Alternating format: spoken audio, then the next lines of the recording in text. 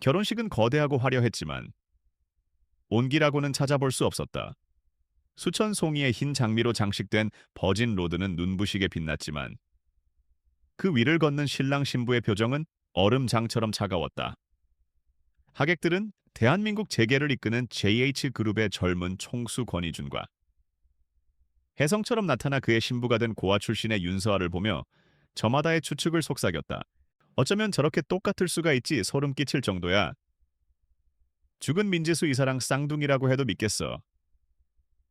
권 회장이 아직도 민 이사를 잊지 못해서 대용품을 찾은 거라던데. 사실인가 봐. 윤서아는 새하얀 웨딩드레스의 무게보다 더 무거운 시선들을 애써 견뎌내고 있었다. 그녀의 손은 미세하게 떨렸지만 곁에 선 남자는 그 떨림을 알아채지 못했다. 남자.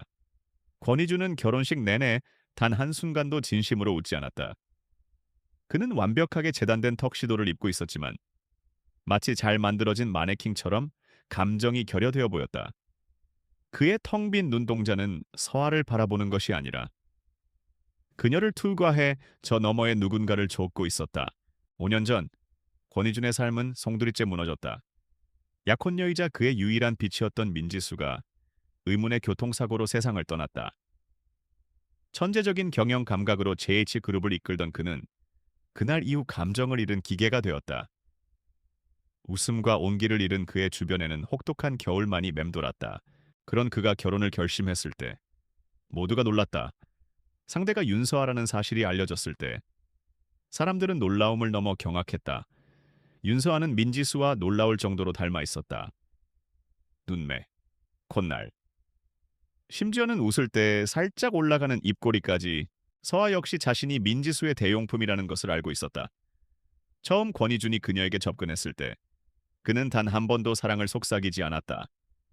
대신 거부할 수 없는 계약 조건을 내밀었다. 당시 빚더미에 시달리던 서에게는 선택의 여지가 없었다. 하지만 그녀는 마음 한구석에 작은 희망을 품었다. 어쩌면 시간이 흐르면 이 남자의 얼어붙은 마음을 녹일 수 있지 않을까 하는 어리석은 기대였다. 그러나 결혼식이 진행되는 동안 그 기대는 산산조각 났다. 권희주는 서약의 말을 할 때조차 서아의 눈을 보지 않았다. 결혼식이 끝나고 도착한 호텔 스위트룸.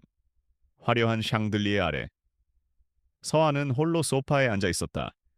권희주는 방에 들어오자마자 넥타이를 거칠게 풀어 던지고는 서재로 들어가 버렸다. 몇 시간이 흘렀는지 알 수 없었다. 서아는 무거운 드레스를 입은 채로 깜빡 잠이 들었다. 차가운 공기에 눈을 떴을 때 권희준이 창가에 서서 자신을 내려다보고 있었다. 달빛이 그의 날카로운 옆얼굴을 비췄다. 그의 눈빛에는 서아가 감당할 수 없는 깊은 슬픔과 그리움이 어려 있었다. 왜, 왜 그렇게 입고 있어? 권희준이 낮은 목소리로 중얼거렸다. 그는 술에 취한 듯 비틀거리며 서아에게 다가왔다.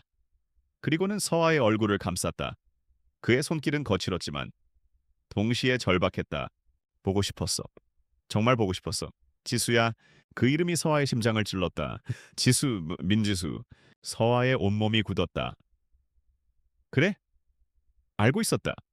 예상했던 일이다. 하지만 직접 그의 입에서 다른 여자의 이름을 듣는 것은 상상했던 것보다 훨씬 더 고통스러웠다. 그녀는 이 남자의 아내가 아니라 죽은 여자의 그림자였다. 권희주는 서아의 반응 따위는 아랑곳하지 않았다. 그는 서아를 자신의 약혼녀로 착각하고 있었다. 그는 서아의 어깨에 얼굴을 묻었다. 다시는 내 곁을 떠나지 마. 제발! 그의 목소리에 담긴 절절한 애원은 서아를 향한 것이 아니었다. 서아는 눈을 감았다. 눈물이 뺨을 타고 흘러내려 값비싼 실크 드레스 위로 떨어졌다. 결혼 첫날 밤, 그녀는 철저하게 타인이 되었다. 다음 날 아침, 권희주는 언제 그랬냐는 듯 다시 냉정한 총수의 모습으로 돌아와 있었다. 그는 어젯밤 일을 기억하지 못하는 듯했다. 아니, 기억하려 하지 않는 것일지도 몰랐다. 그는 서에게 생활 규칙이 적힌 종이를 내밀었다. 첫째, 내가 허락하지 않은 공간에는 들어오지 말 것. 둘째, 불필요한 질문은 하지 말 것. 셋째, 공식 석상에서는 완벽한 아내 역할을 수행할 것. 그리고 마지막 조항, 특히 민지수가 입던 스타일의 옷 외에는 입지 말 것. 서아는 주먹을 꽉 쥐었다. 손톱이 손바닥을 파고들었다. 이것은 결혼이 아니라 고도의 심리적 고문이었다. 그녀는 이 남자의 집에서 살아있는 유령으로 살아가야 했다. 하지만 서아는 도망칠 수 없었다. 그녀가 이 결혼을 받아들인 이유는 단순히 돈 때문만이 아니었다. 그녀에게는 이 집에 머물러야만 하는 권희준조차 모르는 비밀스러운 이유가 있었다. 알겠습니다. 서아는 감정을 지우고 대답했다. 그렇게 하죠. 권희준은 서아의 순종적인 태도에 만족한 듯 혹은 무관심한 듯 돌아섰다. 서아는 창밖을 바라보았다. 화려하지만 차가운 이 감옥에서 그녀는 자신의 목표를 이룰 때까지 버텨내야 했다. 상처가 깊어질수록 그녀의 의지는 더욱 강철처럼 단단해졌다. 권희준과의 결혼 생활은 살아있는 유령이 되는 과정이었다. 서아는 거대한 저택이라는 무대 위에서 민지수라는 역할을 연기해야 하는 배우였다. 아침에 눈을 뜨면 침실 옆 드레스룸에는 권희준의 비서가 미리 준비해둔 옷이 걸려 있었다. 모두 5년 전 민지수가 즐겨 입던 스타일의 옷들이었다. 심플한 실크 블라우스, 무릎까지 오는 H 라인 스커트, 그리고 옅은 프리지어 향수. 회장님께서 이 향을 선호하십니다. 집사는 서아에게 향수병을 건네며 무표정하게 말했다. 서아가 원래 좋아하던 시트러스 계열의 향수는 전부 치워졌다. 식탁에서의 메뉴도 마찬가지였다. 권희준은 서아의 식습관을 묻지 않았다. 아침 식사는 언제나 민지수가 좋아했던 아보카도 샌드위치와 블랙커피였다. 서아는 커피를 잘 마시지 못했지만 억지로 검은 액체를 삼켜야 했다. 권희준은 그녀가 음식을 남기는 것을 용납하지 않았다. 가장 고통스러운 것은 권희준의 시선이었다. 그는 서아를 볼 때 그녀 자체를 보지 않았다. 그는 그녀의 머리 모양이 민지수와 얼마나 비슷한지, 그녀의 미소가 민지수와 얼마나 다른지를 끊임없이 비교했다. 때로는 만족스러운 듯 희미하게 웃다가도 서아가 민지수라면 하지 않았을 행동, 예를 들어 책을 읽다 무심코 머리를 쓸어 넘기는 버릇을 하면 순식간에 표정이 싸늘해졌다. 그 버릇, 고쳐 어느 날 저녁 그가 툭 내뱉었다. 지수는 그러지 않았어. 서아는 심장이 바늘에 찔린 듯 아팠지만 대꾸하지 않았다. 대신 알겠습니다 라고 대답하며 손을 무릎 위로 가지런히 모았다.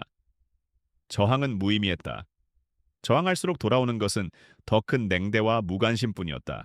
그녀의 정체성은 하루하루 지워져 갔다. 윤서아라는 이름 대신 민지수의 그림자로 살아가는 나날이었다. 밤마다 그녀는 악몽에 시달렸다. 꿈속에서 그녀는 거울을 보지만 거울에 비친 것은 자신의 얼굴이 아니라 민지수의 얼굴이었다. 이대로 가다가는 정말 미쳐버릴지도 모른다고 생각했다. 그녀가 가졌던 일말의 희망, 즉 시간과 진심이 권희준의 상처를 치유할 수 있을 것이라는 기대는 어리석은 착각이었다. 권희준은 치유를 원하지 않았다. 그는 과거라는 관 속에 스스로를 가두고 서아를 그 관을 지키는 인형으로 삼으려 했다. 결정적인 순간은 결혼 한 달째 되던 날 찾아왔다. 서아는 권희준의 서재에서 필요한 서류를 찾으라는 지시를 받고 잠시 머물고 있었다.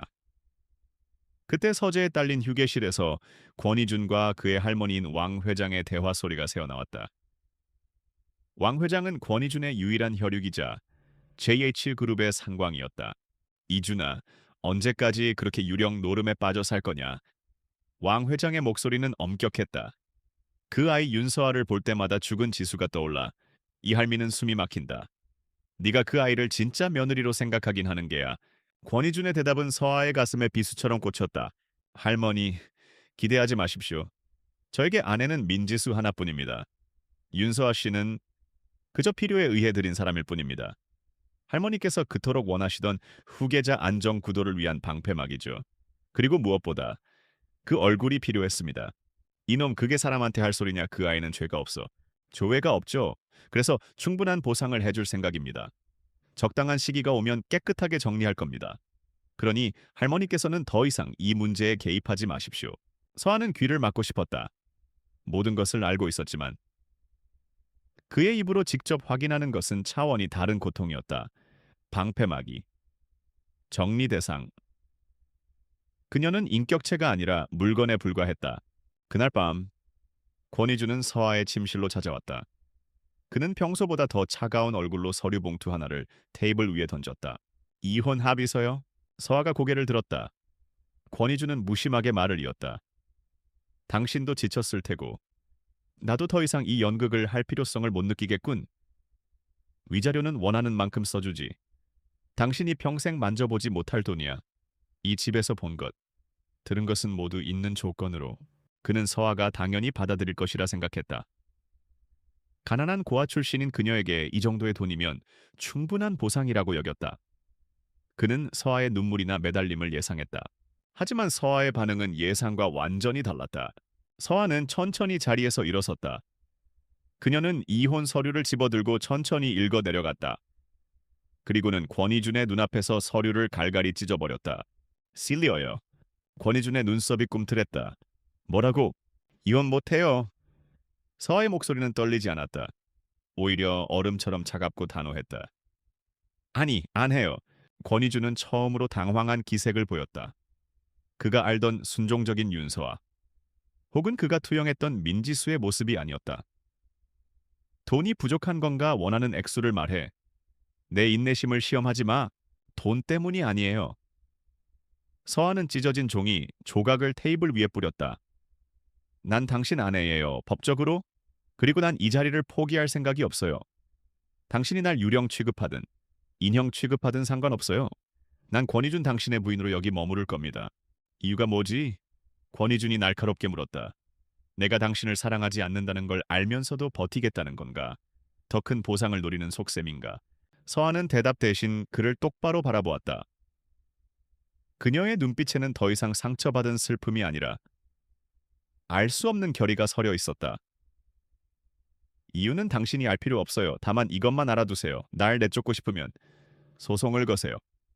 하지만 장담컨대 그렇게 되면 JH그룹 이미지가 어떻게 될지는 저보다 더 잘 아시겠죠. 이것은 명백한 선전포고였다. 서아는 자신의 유일한 무기인 법적 지위를 이용해 그에게 맞서기 시작했다. 권희주는 분노로 얼굴이 일그러졌다. 그는 서아의 턱을 거칠게 움켜쥐었다. 후회하게 될 거다. 윤서아, 감히 날 협박해. 후회는 이미 충분히 하고 있어요. 서아는 고통 속에서도 눈을 피하지 않았다. 하지만 난 여기서 나가지 않아요. 절대로. 권희주는 그녀를 밀치고 방을 나갔다. 문이 쾅 닫히고 서아는 다리에 힘이 풀려 주저앉았다. 온몸이 사시나무 떨듯 떨렸다. 하지만 그녀는 울지 않았다. 그녀는 목에 걸린 펜던트를 움켜쥐었다. 펜던트 안에는 빛바랜 가족 사진이 들어있었다. 5년 전 민지수가 당한 그 사고 현장에서 함께 목숨을 잃은 그녀의 부모님 사진이었다. 아버지, 어머니, 조금만 기다려주세요. 그날의 진실을 밝힐 때까지 전 절대로 여기서 물러설 수 없어요. 그녀가 버티는 이유는 사랑 때문이 아니었다. 그것은 복수보다 더 절박한 정의를 향한 싸움이었다. 이혼 거부는 권희준의 자존심을 정면으로 건드렸다. 그는 윤서아라는 예측 불가능한 변수를 자신의 통제해 두기 위해 더욱 냉혹하게 굴기 시작했다. 그는 그녀를 무시하는 전략에서 벗어나 적극적으로 그녀의 자존감을 짓밟는 방식을 택했다. JH그룹의 공식 만찬 자리. 권희준은 일부러 서아를 VIP 테이블에서 배제하고 가장 말석에 앉혔다. 재계 인사들이 의아한 눈빛을 보내면 그는 가볍게 어깨를 으쓱하며 말했다. 집사람이 아직 이런 자리가 익숙지 않아서요. 조용한 곳을 더 좋아합니다. 명백한 모욕이었다. 서아는 안주인이 아니라 초대받지 못한 손님 취급을 받았다. 그는 또한 서에게 민지수가 살아생전하던 사회공헌 활동을 강제로 떠맡겼다. 민지수가 후원하던 보육원 방문, 그녀가 기획했던 자선 바자회 주관 등. 그리고는 서아의 일거수일투족을 민지수와 비교하며 사사건건 트집을 잡았다. 지수는 아이들을 대할 때 진심이 담겨 있었는데 당신 연기는 형편없군. 서아는 묵묵히 모든 비난을 감수했다. 그녀의 인내는 권희준에게는 돈에 대한 탐욕이나 도끼로 비쳤지만 서에게는 분명한 목적이 있었다. 이 집에서 버티는 하루하루가 그녀에게는 전쟁이었다. 권희준이 모르는 사실이 있었다.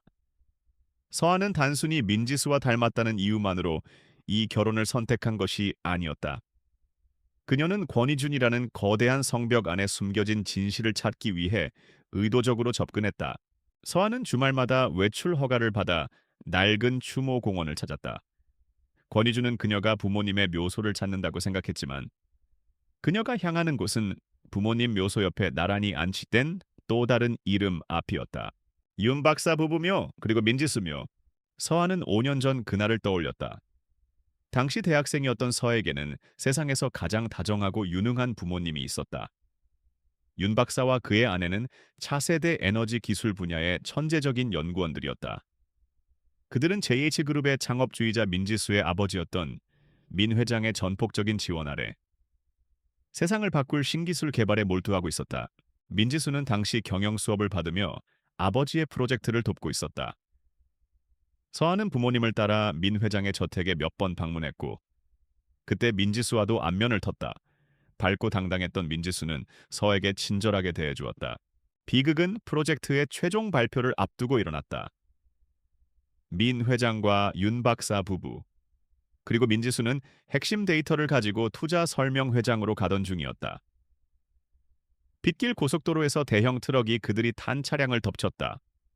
현장에서 민 회장과 윤 박사 부부가 즉사했고 민지수는 병원으로 옮겨졌으나 며칠 뒤 숨을 거뒀다. 유일한 생존자는 운전기사와 당시 다른 차에 타고 있던 권희준이었다. 사고 직후 모든 것이 혼란스러운 틈을 타 JH그룹의 경쟁사였던 한성그룹의 오태환 회장이 움직였다. 그는 헐값에 윤 박사의 연구 자료에 대한 권리를 주장하고 나섰다. 윤 박사가 생전에 한성그룹 측과 이중 계약을 맺었다는 가짜 서류까지 동원해서였다. 부모님과 민 회장이 모두 사망한 상황에서 JH그룹은 속수무책으로 핵심 기술을 빼앗겼다. 서아 역시 모든 것을 잃었다. 경찰은 단순 빗길 교통사고로 사건을 종결했다. 하지만 서아는 믿지 않았다.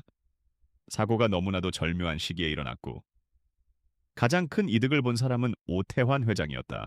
서아는 지난 5년간 진실을 파헤치기 위해 홀로 고군분투했다. 하지만 힘없는 고아의 목소리에 귀 기울여주는 사람은 없었다. 그러던 중 권희준을 만났다. 민지수를 닮았다는 이유로 시작된 만남이었지만 서아는 이것이 신이 준 마지막 기회라고 생각했다. 권희준이야말로 오태환 회장에게 복수할 동기와 힘을 가진 유일한 사람이었다. 그녀의 목표는 권희준의 아내로 머물며 JH그룹 내부에 남아있을 5년 전 사고의 단서들을 찾는 것이었다. 그리고 권희준에게 진실을 알려 그와 함께 오태환을 무너뜨리는 것. 하지만 권희준은 과거의 슬픔에 갇혀 서아를 제대로 보지 못했다. 권희준 씨, 당신이 나를 어떻게 대하든 상관없어요. 하지만 당신이 민지수 씨를 진심으로 사랑했다면 언젠가는 진실을 마주해야 해요. 그 전까지 난 절대 떠나지 않아요. 서아는 권희준의 서재를 몰래 드나들기 시작했다. 그녀는 권희준이 자신을 감시하는 것을 역이용했다. 낮에는 순종적인 아내 역할을 하며 경계심을 풀고 밤에는 그가 잠든 틈을 타 서재의 컴퓨터를 뒤졌다. 한편 권희준 역시 자신만의 방식으로 오태환 회장의 뒤를 쫓고 있었다. 그는 사고의 배후에 오태환이 있다고 확신했지만 물증이 없었다. 그는 서아가 단순히 돈 때문에 버티고 있다고 생각하며 그녀의 존재 자체를 거슬려 했다. 두 사람은 같은 적을 두고 있었지만 서로를 향해 칼날을 겨누고 있는 형국이었다. 서아는 권희준의 냉대가 깊어질수록 자신의 비밀스러운 조사가 더욱 절박해짐을 느꼈다. 그녀는 권희준이 자신을 완전히 내치기 전에 증거를 찾아야 했다. 권희준은 윤서아의 존재를 의식적으로 무시하며 자신의 복수 계획에 몰두했다. 그에게 서아는 성가신 장애물이자 동시에 죽은 민지수를 떠올리게 하는 고통의 근원이었다. 그는 서아를 곁에 둠으로써 스스로에게 형벌을 내리는 동시에 기묘한 위안을 얻는 모순적인 상태에 빠져 있었다. 그의 진짜 목표는 한성그룹의 오태환 회장이었다. 5년 전 사고 이후 오태환은 JH그룹의 핵심 기술을 헐값에 손에 넣고 업계 강자로 부상했다. 권희준은 이 모든 것이 우연이라고 믿지 않았다. 그는 JH그룹 내부에 비밀 태스크포스 팀을 꾸려 오태환의 뒤를 캐기 시작했다. 오태환이 5년 전에 인수한 기술로 출시한 신제품의 수익률이 비정상적으로 높습니다. 비밀 회의실에서 팀장이 보고했다. 마치 처음부터 완성된 기술을 가지고 있었던 것처럼 개발 기간이 터무니없이 짧았습니다. 권희준의 눈이 차갑게 빛났다. 사고 당시 현장에서 수거된 연구자료 목록을 다시 확인해 사라진 데이터가 있는지, 한성 측으로 흘러 들어간 흔적이 있는지 샅샅이 뒤져 그는 거대한 자본력을 동원해 한성그룹을 압박하기 시작했다. 주식시장에서 공매도를 식꽉해 한성의 주요 협력사들을 매수하여 거래를 끊게 만들었다. 오태환의 돈줄을 말려 그를 수면 위로 끌어내려는 전략이었다. 권희준의 복수는 거대하고 공격적이며 자비가 없었다. 같은 시각 윤서아는 권희준과는 전혀 다른 방식으로 진실에 접근하고 있었다. 그녀에게는 거대 자본도 비밀팀도 없었다. 그녀의 무기는 오직 권희준의 아내라는 신분과 그로 인해 얻을 수 있는 내부 접근 권한뿐이었다. 그녀는 권희준이 자신에게 강요한 민지수 놀이를 역이용했다. 민지수가 후원하던 자선단체의 이사직을 맡으면서 자연스럽게 5년 전 민 회장 시절의 임원 및 직원들과 접촉할 수 있었다. 그녀는 사람들의 경계심을 풀기 위해 연약하고 슬픔에 잠긴 미망인의 모습을 연기했다. 남편이 아직도 지수 씨를 잊지 못해서 저라도 지수 씨가 하던 일을 이어가고 싶어서요. 서아는 눈물을 글썽이며 노련한 전직 임원들의 동정심을 샀다. 그녀의 목표는 사고 당시 민 회장의 운전기사였던 김 씨 아저씨였다. 김 씨는 사고에서 경미한 부상만 입었지만 사고 직후 막대한 퇴직금을 받고 홀연히 잠적했다. 경찰 조사에서 그는 졸음운전으로 인한 과실이라고 모든 책임을 인정했었다. 서아는 자선단체의 오래된 기부자 명단에서 김 씨의 아내가 운영하던 작은 가게 주소를 찾아냈다. 그녀는 권희준의 감시를 피해 외출할 기회를 엿보았다. 기회는 생각보다 빨리 찾아왔다. 권희준이 해외 출장을 가게 된 것이다. 서아는 집사에게는 자선 활동을 핑계로 외출 허가를 받고 감시하는 경호원을 따돌리기 위해 백화점에서 옷을 갈아입고 뒷문으로 빠져나가는 치밀함을 보였다.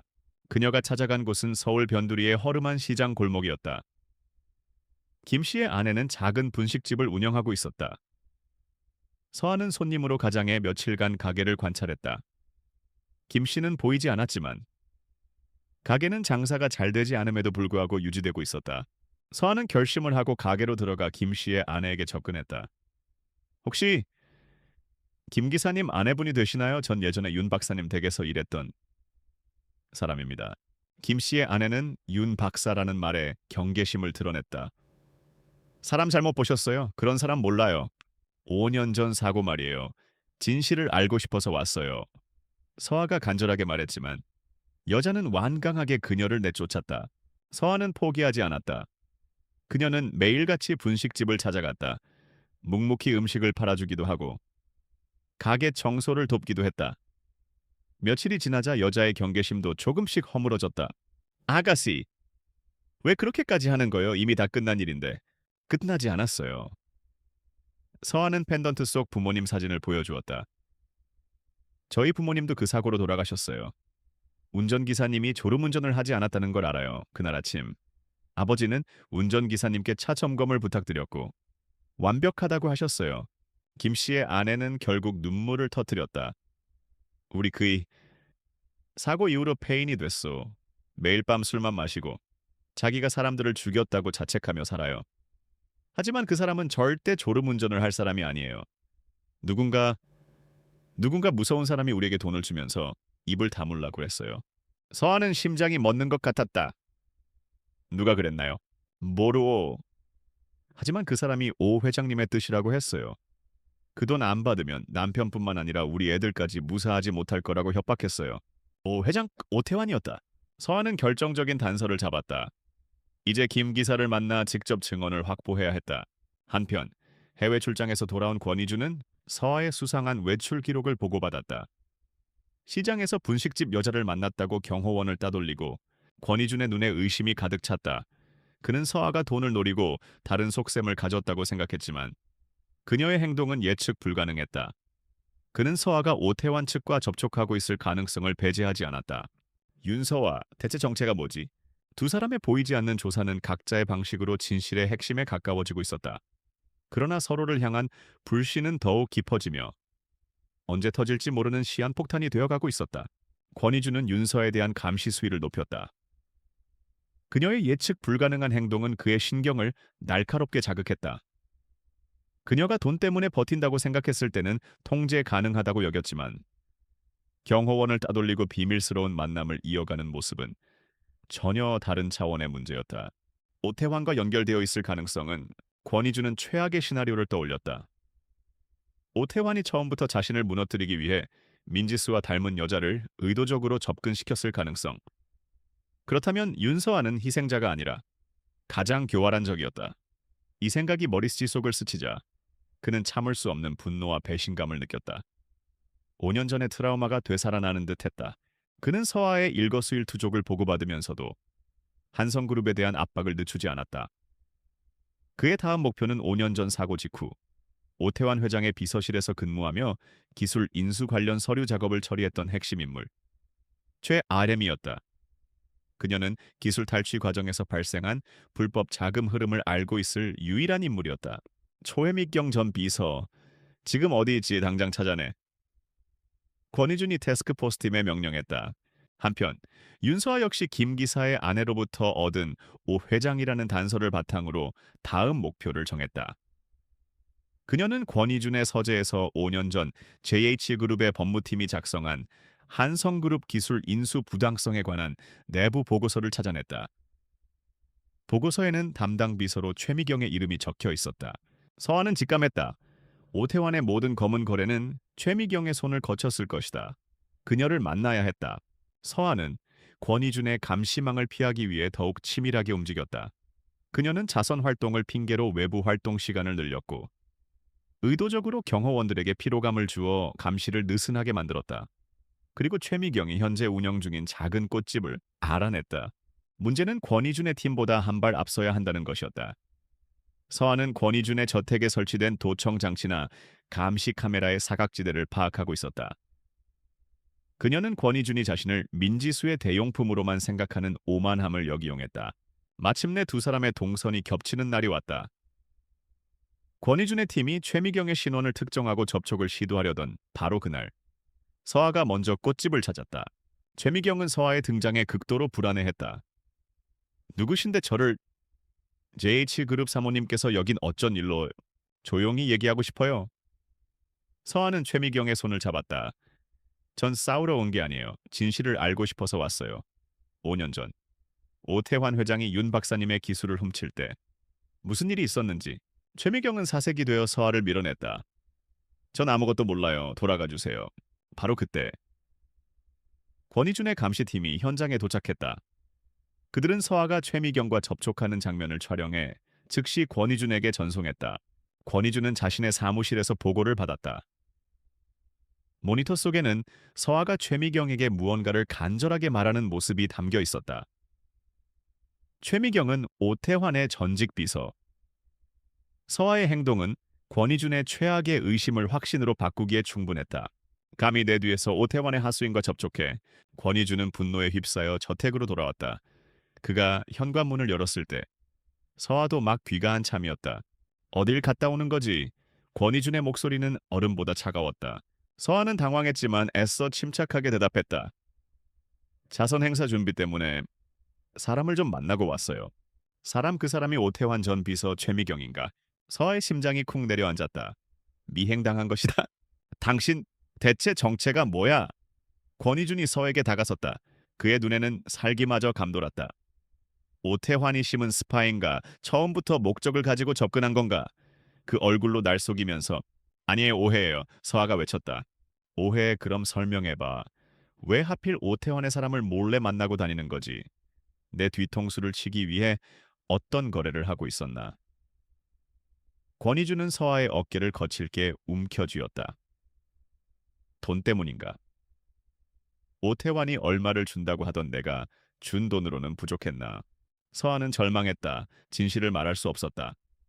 지금 상황에서 나도 오태환에게 복수하기 위해 조사 중이다 라고 말해봤자 권희준은 믿지 않을 것이다. 오히려 자신의 모든 계획이 수포로 돌아가고 증거를 찾을 기회마저 사라질 터였다. 말할 수 없어요. 서아가 입술을 깨물었다. 말할 수 없어. 권희준이 조소했다. 그럼 인정하는군. 윤서아, 넌 정말 최악이야. 죽은 지수의 얼굴을 하고 감히 날 기만해. 넌 지수의 그림자조차 될 자격이 없어. 권희준의 말은 날카로운 칼이 되어 서아의 가슴을 난도질했다. 그녀는 그에게 진실을 밝히고 함께 싸우고 싶었지만 그들 사이의 불신은 너무나도 깊었다. 당신 마음대로 생각해요. 서아가 눈물을 참으며 말했다. 하지만 난 이 집에서 나가지 않을 거예요. 당신이 날 스파이로 몰아도 상관없어요. 좋아. 어디까지 버티나 보자. 권희준은 서아를 밀치고 서재로 들어가 문을 잠갔다. 두 사람의 관계는 최악으로 치달았다. 권희준은 서아를 완벽한 적으로 규정했고 서아는 고리무원의 상태에서 홀로 싸움을 이어가야 했다. 오태환이라는 공동의 적을 앞에 두고 두 사람은 서로에게 가장 큰 상처를 입히고 있었다. 진실의 무게가 그들을 짓누르고 있었다. 오태환 회장은 여우 같은 인물이었다. 그는 자신을 향한 권희준의 공격적인 M&A 시도와 동시에 5년 전 사건의 증인들을 쑤시고 다니는 정체불명의 여자가 있다는 보고를 받았다. 두 개의 다른 방향에서 들어오는 압박이 공교롭게도 같은 시기에 시작된 것을 보고 그는 두 세력이 연관되어 있거나 혹은 공통의 목표를 가지고 있음을 직감했다. 권희준 그놈이야. 민지수 일 때문에 아직도 복수심에 불타는 거지. 오태환은 시가를 비벼끄며 말했다. 문제는 저 여자다. 권희준의 아내. 윤서아, 그녀가 왜 직접 움직이는 거지? 권희준이 시킨 일인가? 아니면 별개의 목적인가? 오태환은 덫을 놓기로 결심했다. 쥐를 잡으려면 쥐가 좋아하는 먹이를 놓아야 했다. 그는 5년 전 사고 트럭의 블랙박스 데이터를 자신이 보관하고 있다는 거짓 정보를 흘렸다. 데이터의 원본은 사고 직후 그가 직접 파기했지만 이 미끼는 진실을 좇는 자들에게는 거부할 수 없는 유혹이었다. 그는 이 정보를 권희준의 스파이가 있을 법한 곳과 윤서아가 접촉했던 증인 주변에 동시에 흘렸다. 윤서아는 이 정보를 입수했다. 그녀는 김 기사의 아내를 통해 알게 된 다른 피해자 가족으로부터 사고의 결정적 증거가 보관된 장소를 안다는 연락을 받았다. 서아는 이것이 함정일 수도 있다고 의심했지만 선택의 여지가 없었다. 권희준과의 관계가 최악으로 치달은 지금 그녀가 자신의 결백과 목적을 증명할 유일한 방법은 누구보다 먼저 확실한 물증을 손에 넣는 것뿐이었다. 이것만 있으면 권희준 씨도 날 믿어줄 거야. 오태환의 실체를 알게 될 거야. 그녀는 권희준이 자신을 감시하고 있다는 것을 알았기에 그 어느 때보다 치밀하게 움직였다. 자선 바자회 날. 복잡한 인파 속에서 경호원을 따돌리고 약속 장소인 인천항의 폐창고로 향했다. 한편 권희준 역시 같은 정보를 입수했다. 하지만 그의 반응은 달랐다. 너무 쉽군. 권희준은 지도를 보며 말했다. 오태환 같은 자가 이렇게 치명적인 증거를 허술하게 방치할 리 없어. 이건 함정이다. 그는 팀에게 현장에 접근하지 말고 원거리에서 감시만 하라고 지시했다. 그는 오태환이 누구를 잡기 위해 이 덫을 놓았는지 궁금했다. 그런데 그때 서아의 위치 추적 신호가 인천항 폐창고로 향하는 것이 포착되었다. 권희준의 심장이 차갑게 내려앉았다. 윤서아, 네가 감히 혼자서... 그의 머릿속에서는 두 가지 생각이 격렬하게 충돌했다. 첫째, 서아가 오태환의 스파이라면 이것은 오태환과 접선하기 위한 신호일 것이다. 그렇다면 그대로 두어 증거를 잡아야 한다. 둘째, 만약 그녀가 스파이가 아니라면 그녀는 지금 사지로 걸어 들어가고 있는 것이다. 권희준은 모니터 화면에서 눈을 떼지 못했다. 그는 자신의 감정을 배제하고 냉철하게 상황을 판단하려 애썼다. 윤서아는 그저 민지수의 대용품일 뿐 그 이상도 이하도 아니라고 스스로에게 되뇌었다. 서아가 폐창고에 도착했을 때 안에는 아무도 없었다. 약속된 장소에는 낡은 상자 하나만 덩그러니 놓여 있었다. 서아가 상자에 접근하는 순간 창고의 모든 출입문이 닫히고 건장한 남자들이 나타났다.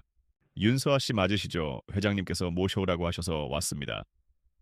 남자들이 비웃으며 다가왔다. 서아는 속았다는 것을 깨달았다. 그녀는 뒷걸음질 치며 호신용 스프레이를 꺼내려 했지만 남자들이 더 빨랐다. 거친 손이 그녀의 머리채를 잡아챘다. 누아 이게 무슨 짓이야? 권희준은 감시 드론을 통해 이 모든 상황을 실시간으로 보고 있었다. 그는 서아의 공포에 질린 비명을 들었다. 그녀가 저항하다 바닥에 내동댕이 쳐지는 모습을 보았다. 그 순간 권희준의 머릿속을 지배하던 모든 계산과 의심이 날아갔다. 그가 본 것은 오태환의 스파이도 민지수의 대용품도 아니었다. 그저 위험에 처한 한 여자, 윤서아였다. 젠장, 그는 자신도 모르게 책상을 내리쳤다. 이성적인 판단이 본능적인 보호 욕구에 압도당했다. 그녀가 누구이든 무슨 목적을 가졌든 저렇게 다치게 내버려 둘 수는 없었다. 전원 진입해 당장 권희준이 이어피스에 소리쳤다. 윤서에게 손끝 하나라도 되는 놈은 살려두지 마. 대기하고 있던 잭 스페이츠 그룹 경호팀이 일제히 창고로 돌진했다. 오태환의 부하들은 예상치 못한 기습에 당황했다. 격렬한 싸움이 벌어졌다. 권희준은 차에서 내려 직접 현장으로 달려갔다. 그가 창고 문을 박차고 들어갔을 때 서아는 깨진 유리 파편을 손에 쥔 채 마지막까지 저항하고 있었다. 그녀의 눈에는 공포와 함께 도끼가 서려 있었다. 시어와야. 권희준이 자신도 모르게 그녀의 이름을 불렀다. 민지수가 아닌 윤서아라고. 서아는 권희준을 보고 놀라 경계를 풀었고 그 순간 한 남자가 그녀의 뒤에서 둔기를 내리치려 했다. 권희준은 몸을 날려 서아를 감쌌다. 둔기가 그의 등을 강타했다. 이야. 권희준은 고통을 참으며 남자의 복부를 걷어찼다. 상황은 순식간에 정리되었다. 서아는 자신을 감싸 안고 쓰러진 권희준을 보며 만견자실했다. 왜? 왜 절 구하러 온 거죠? 절 의심했잖아요. 권희준은 거친 숨을 몰아쉬며 서아를 노려보았다. 닥쳐, 시끄러워. 그는 고통보다도 자신의 예측 불가능한 행동에 대한 혼란스러움으로 가득 차 있었다. 그는 자신이 왜 이 여자를 위해 몸을 던졌는지 설명할 수 없었다. 죽은 민지수를 향한 죄책감 때문인지 아니면 윤서아라는 존재 자체에 대한 미묘한 감정 때문인지 구분할 수 없었다. 권희준의 별장은 외부와 완벽하게 차단된 요새였다. 의무실에서 등을 치료받는 동안 권희준은 침묵을 지켰다. 진통제 때문인지 아니면 심리적 충격 때문인지 그의 표정은 복잡 미묘했다. 윤서아는 젖은 옷을 갈아입지도 못한 채 의무실 문 밖에서 초조하게 기다렸다. 치료를 마친 권희준이 방에서 나왔다. 그는 셔츠를 갈아입으며 서아를 바라보았다. 그의 눈빛은 더 이상 의심이나 분노가 아니었다. 깊은 혼란이었다. 왜 구한 거죠? 서아가 먼저 입을 열었다. 내가 오태환의 스파일지도 모르는데 그냥 함정에 빠지도록 내버려 뒀어야죠. 나도 모르겠으니까 묻지 마. 권희준이 거칠게 머리를 쓸어 넘겼다. 그냥 본능적으로 움직였어. 본능이요. 서아가 헛웃음을 쳤다. 당신이 나에게 그런 걸 느낄 리가 없잖아요. 난 그냥 민지수 씨 대용품인데. 권희준은 대답할 말을 찾지 못했다. 그는 서재로 걸어가 위스키를 따랐다. 손이 미세하게 떨리고 있었다. 그가 윤서아를 구하기 위해 몸을 던진 순간 그는 자신이 구축해온 5년의 논리가 무너지는 소리를 들었다. 서아는 그를 따라 들어왔다. 더 이상 물러설 곳도 숨길 이유도 없었다. 지금 진실을 말하지 않으면 영원히 기회는 없을 터였다. 나 당신이 날 의심하는 것이 알아요. 하지만 당신이 알아야 할 게 있어요. 뭘 더 말하려는 거지. 권희준이 경계하며 돌아섰다. 서아는 목에 걸고 있던 펜던트를 풀었다. 그리고 그것을 권희준의 책상 위에 올려놓았다. 권희준은 펜던트를 열어보았다. 안에는 서아와 그녀의 부모님이 환하게 웃고 있는 가족 사진이 들어있었다. 윤서아, 당신 부모님은. 권희준은 사진 속 인물들을 어렴풋이 기억해냈다. 5년 전 JH그룹의 핵심 연구원이었던 윤 박사 부부. 5년 전 그날 사고, 당신은 약혼녀를 잃었죠. 서아의 목소리가 낮게 가라앉았다. 난 그날 내 세상 전부를 잃었어요. 아버지와 어머니, 그리고 내 미래까지. 권희준의 눈동자가 세차게 흔들렸다. 그는 서아와 민지수의 죽음이 같은 사고에서 비롯되었다는 사실을 알고 있었지만 두 사건을 연결지어 생각해 본 적이 없었다. 그에게 사고의 중심은 오직 민지수였다. 오태환 회장이 사고 직후 우리 부모님의 연구 자료를 헐값에 가져갔어요. 서아가 말을 이었다. 부모님이 평생을 바친 연구였어요. 그 기술로 한성그룹은 지금의 자리에 올랐죠. 하지만 난 모든 걸 빼앗겼어요. 부모님의 명예. 그리고 우리 가족의 모든 것. 서아는 그동안 홀로 조사했던 자료들을 꺼냈다. 김 기사 아내의 증언 녹취록, 사고 당시 현장 사진들, 그리고 오태환이 기술을 인수하는 과정에서의 법적 허점들을 정리한 노트였다. 당신이 날 처음 찾아왔을 때 난 당신이 누군지 알았어요. 민지수 씨의 약혼자, 오태환에게 똑같이 복수할 이유가 있는 사람. 서아가 권희준을 똑바로 바라보았다. 그래서 결혼을 받아들였어요. 당신 곁에 있어야만 진실에 접근할 수 있으니까. 당신의 힘이 필요했으니까. 당신이 날 민지수 씨의 대용품으로 이용하는 걸 알면서도 버틴 건 언젠가 당신이 진실을 깨닫고 나와 함께 싸워줄 거라 믿었기 때문이에요. 모든 조각이 맞춰졌다. 권희준은 서아가 내민 자료들을 멍하니 바라보았다.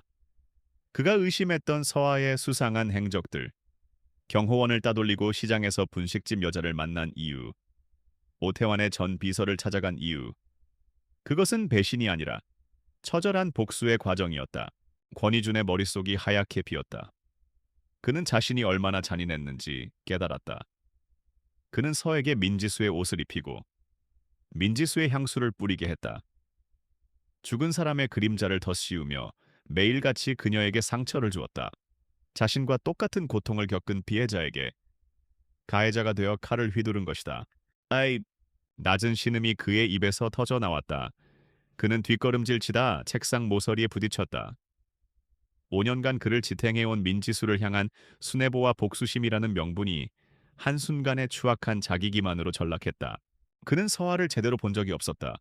그녀의 고통, 그녀의 용기, 그녀의 진실을 외면했다. 그저 자신의 슬픔에 빠져 눈앞의 현실을 부정했다. 윤서아. 그가 떨리는 목소리로 그녀의 이름을 불렀다. 난 당신에게 무슨 짓을... 권희준은 무너져 내렸다.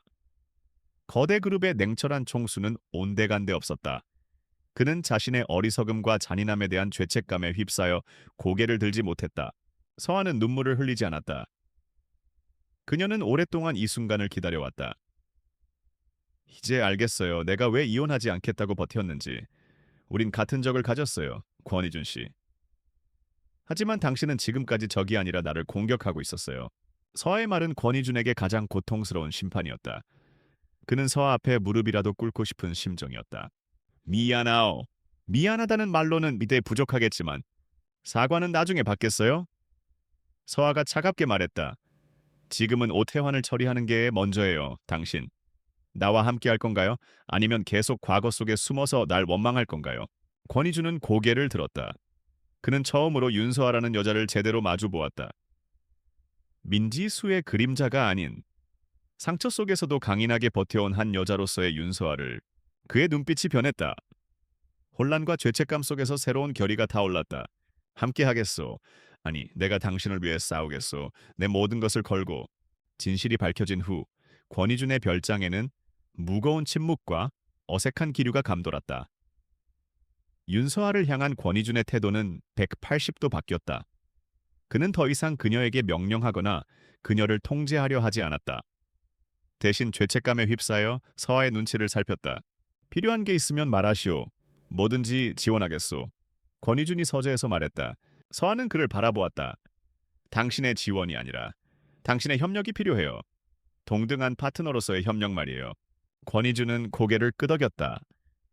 알겠소. 두 사람의 불편한 동맹이 시작되었다. 그들은 밤을 새워가며 5년 전 사고 자료를 다시 검토했다. 서아가 발로 뛰며 모은 증언들과 권희준의 정보팀이 분석한 데이터가 합쳐지자 오태환의 범죄 행각은 더욱 명확하게 드러났다. 오태환은 사고 직후 윤 박사님의 연구 데이터를 확보하기 위해 법적 대리인을 내세워 특허권을 헐값에 매입했습니다. 서아가 지적했다. 문제는 이 과정에서 GHC 그룹 내부의 누군가가 협력했다는 정황입니다. 권희준은 서아가 찾아낸 내부 보고서를 보며 미간을 찌푸렸다. 당시 JH그룹은 민 회장의 갑작스러운 사망으로 혼란에 빠져 있었다.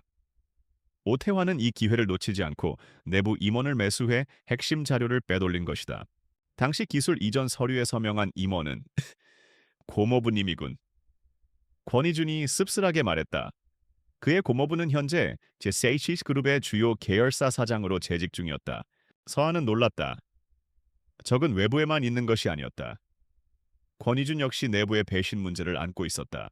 그는 오태환에게 약점이 잡혔을 수도 있어. 아니면 탐욕 때문이겠지.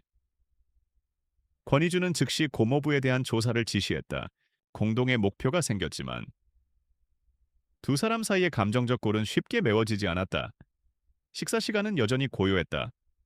권희주는 서아의 식성을 몰랐다는 사실을 깨닫고 주방장에게 매번 다른 종류의 음식을 준비하라고 지시했다. 서아가 어떤 음식에 젓가락을 더 오래 머무르게 하는지 관찰하기 위해서였다. 어느 날 밤, 서아가 서재에서 자료를 검토하다가 잠들어 있었다.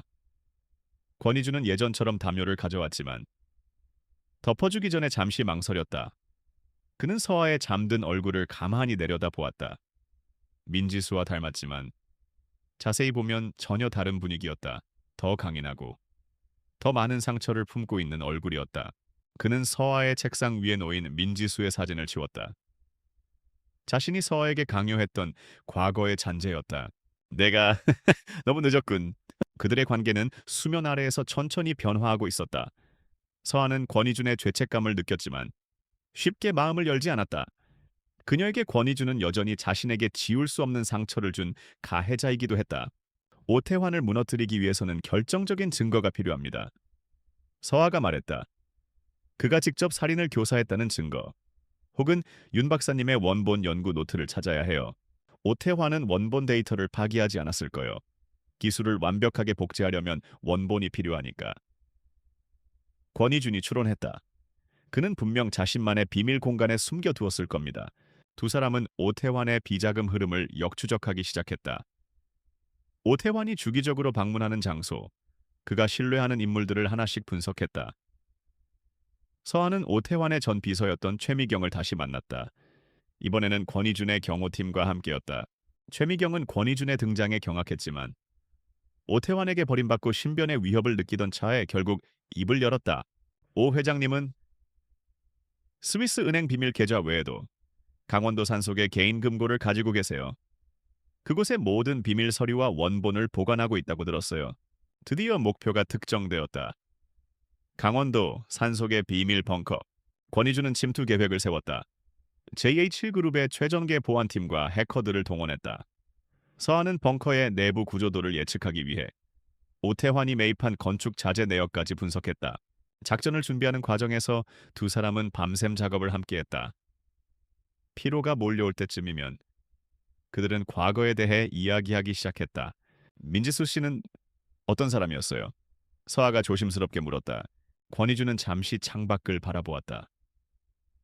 밝고 따뜻한 사람이었소. 나에게는 유일한 빛이었지. 그래서 그녀를 잃었을 때 내 세상도 끝났다고 생각했소.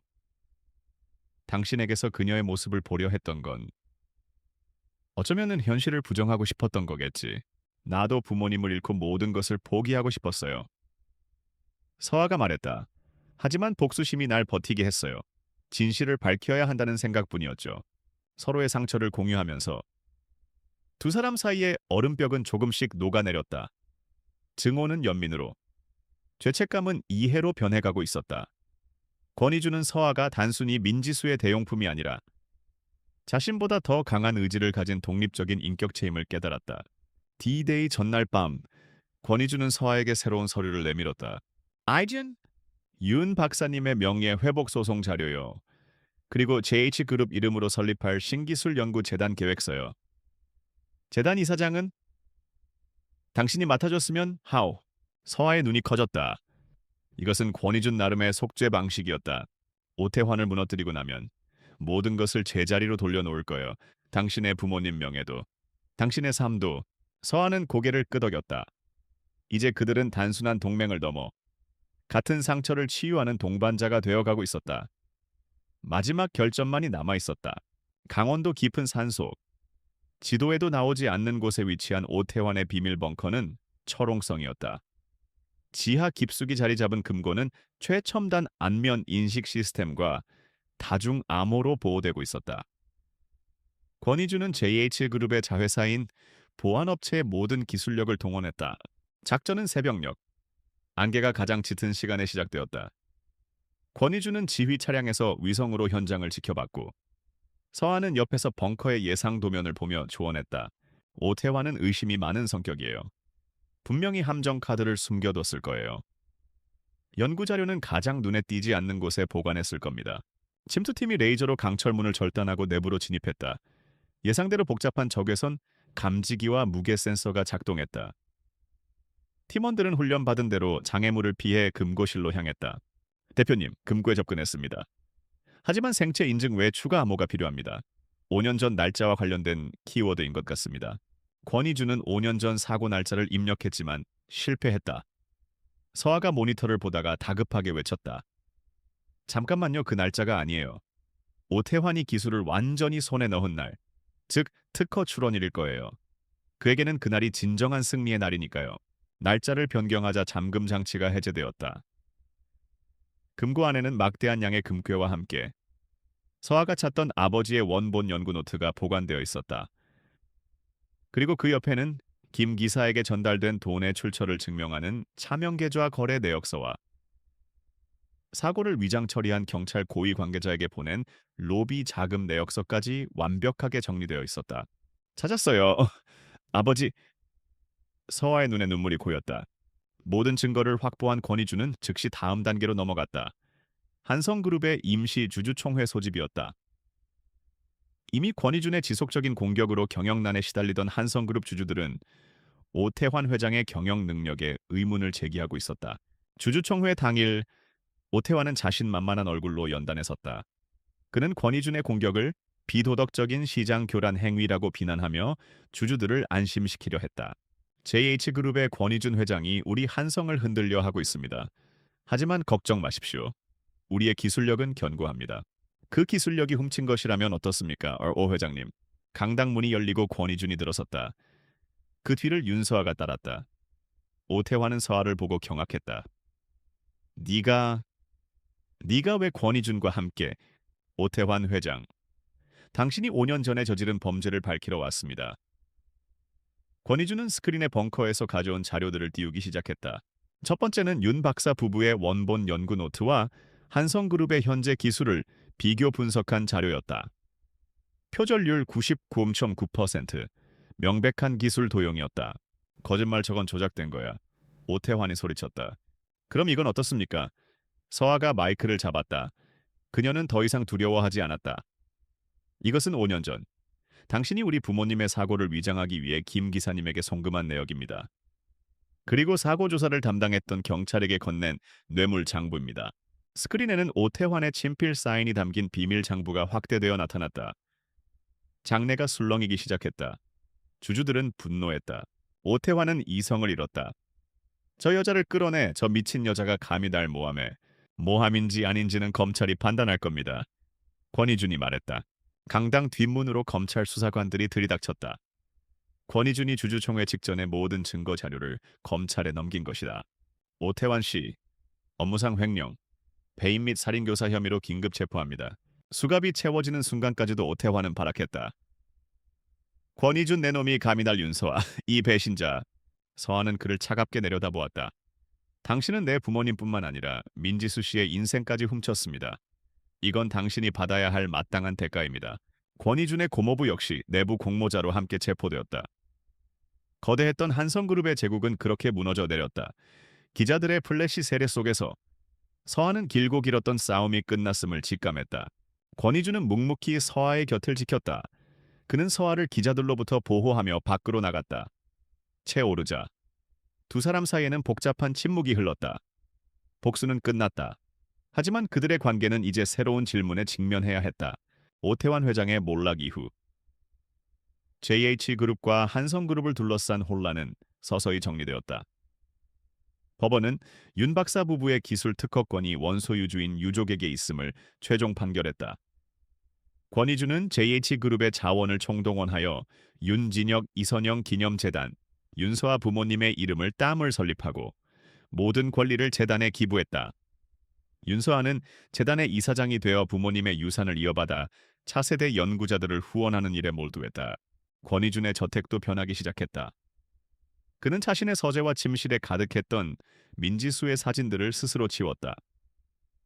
민지수가 좋아했던 프리지어 향수 대신 서아가 좋아하는 은은한 라벤더 향이 저택을 채우기 시작했다. 집사 K를 비롯한 고용인들도 더 이상 서아를 그림자로 대하지 않았다. 그녀는 명실상부한 저택의 안주인이자 존경받는 재단 이사장으로 자리매김했다. 하지만 권희준과 윤서아 사이의 근본적인 문제는 해결되지 않았다. 그들을 묶어주었던 복수라는 족쇄가 사라지자 두 사람은 자신들의 관계를 정면으로 마주해야 했다. 어느 주말 저녁, 권희준은 서에게 함께 산책할 것을 제안했다. 두 사람은 말없이 저택의 정원을 걸었다. 5년 전 사고 이후 처음으로 찾아온 평화로운 순간이었다. 서아야.